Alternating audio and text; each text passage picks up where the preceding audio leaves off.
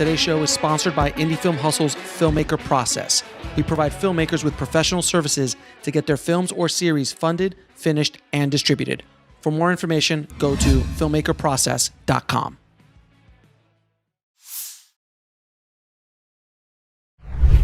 Now, when you go into pre-production on a film, do you storyboard or do you do previs or do a combo of both? Because it's very intense, the visuals.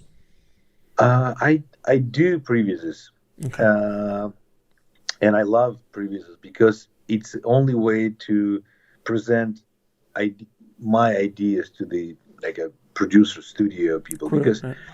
because sometimes, like for example, Unwanted, I came with an idea that the rats, the James McAvoy should feed the rats with explosive materials to put the electronic like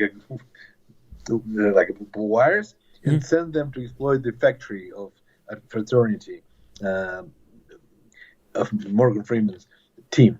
And the studio people were looking at me like rats with explosive materials. What are you talking about? And sometimes new ideas very difficult to explain. Mm-hmm. It's why previews helps to filmmakers to explain what they think, because storyboards is not enough. Now, when Wanted hit Florida, hit Hollywood, excuse me.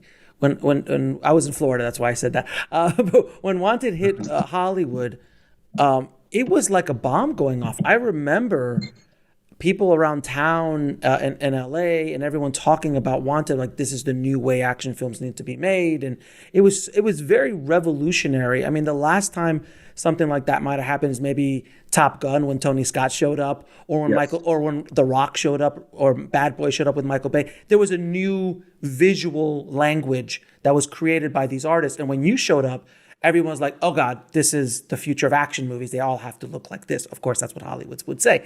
But what was it like? Because I have to imagine that, you were the belle of the ball. You were the very pretty girl that everybody wanted to dance with and date. So what was it like being in the center of that kind of hurricane that was Wanted when it hit? I'm sure everybody wanted to talk to you. I'm sure you were taking meetings everywhere. What was that like? It was a time, because I have two lives at the same time, because I have my Russian team and the Russian projects, and I have projects in the United States. And by the way, I shot two movies at the same time, secretly, in Prague, Wanted and The Russian Irony of Fate, another Russian Christmas comedy, romantic comedy. And it was done at the same time. And released almost the same time, and it is very different. Yes, I don't know. It helped me because I was not scared that I will lose something, and the Russian backlot helped me to feel independent and experiment with the different forms. And being in myself. I don't know. Yeah, and when you were working also on Wanted, was that the first time you really had giant megastars? You had Angelina Jolie and Morgan Freeman. Was that intimidating at all, or had you worked with other big actors like that before? It was fun. It was fun. It was challenging because of probably the language was an issue. Especially with James, because he had a Scottish accent, and it's very difficult for me to understand. And but it was fun because they all professionals, they all looking for all perfectionists. Especially Angelina, she's just absolutely focused how to make things the best, and it's challenging. Of course, it's not easy. Because she wants to surprise people. She wants to do something nobody done before, especially this famous shot, famous for me, when she kills herself. Right. in Wanted. Oh, it's a great shot.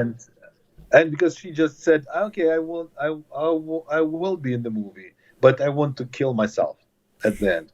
And the studio said, okay, this probably it will never happen because we cannot like put the gun in her mouth. Nobody will watch this movie. And I spent like few days just Yeah. trying to figure out how to find a way how she can kill herself cool way, some like unusual, somehow logically for the story, but cool. And then this was an idea. I just came up with an idea that she will bend the bullets will kill 19 people and kill herself at the same time. And then I sent her this storyboard, and she said yes. And this is a perfect example. The stars provokes you to surprise, to find Push. something. Yeah. To push. Yeah, they you cannot just do something mediocre, and it's very, very important. And so yeah, when you're when you're working with certain level of actors, and I've had the pleasure of working with really high caliber Oscar nominated actors in my career, when you walk into the room, everyone knows it, and then you've got to lift your level up to them, and they're going to push you and challenge you because they just have so much more experience than you do a lot of times. That, I mean, a Morgan Freeman and an Angelina who, like, she's been on a set pretty much her entire life. Like, she's going to have ideas, and she's going to push you and challenge you. But I was wondering, like, with I never had a problem of learning something. Right. I mean, if people give these ideas, it's good for me, and I'm happy to hear. At the end of the day, of course, there is a political process how to keep things organized, but because I made a lot of commercials in my life, Right, I know hundreds of commercials, I remember how to play this political game with a lot of people having voice, but I was happy that because I had a Chris Pratt and Unwanted, and Angelina and Morgan Freeman. And Chris Pratt was a fat boy. Not the action star that he is today. Yeah. Comedic, yeah. And I had a great team, and just everyone had an ideas, and I was lucky because it's great. They were all for me. But the tone, it was important for me to keep the tone and the style of the movies I like. And then they just helped me to do it, and it was exciting. Now, I started in commercials as well, so I know what you're talking about of handling the client and the production company, and the agency, and all of that stuff. That is really great training ground for working. Yes, and it really is, because it's a whole other level of politics. I feel it's a bit more political than, because you're serving multiple masters on a commercial set as opposed to a Hollywood set, which you are multiple masters, but different. Do you know what I had my own interpretation of not serving masters, entertaining people. For me, when I made commercials, all these people, the clients and agency, and they are audience. It's your audience, and you need to entertain them. They must be surprised and confident and surprised at the same time. It's exactly the same process. You need just to create something which will, James McAvoy, Angelina Jolie, or Morgan Freeman will say, "Wow, it's cool. Let's try." You need to create ideas,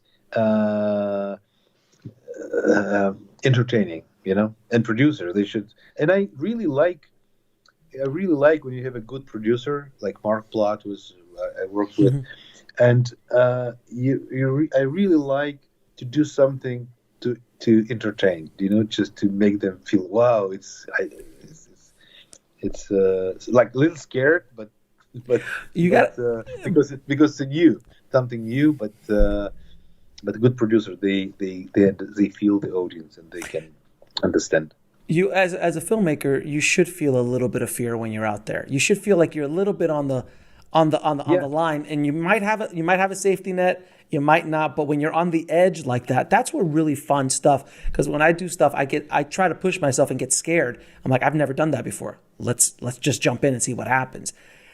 As opposed to like, okay, here we go again. We're going to do the same thing I've done 1,000 times. So, and you, I imagine, are constantly pushing yourself, like shooting Wanted and a romantic comedy at the same time on two different continents.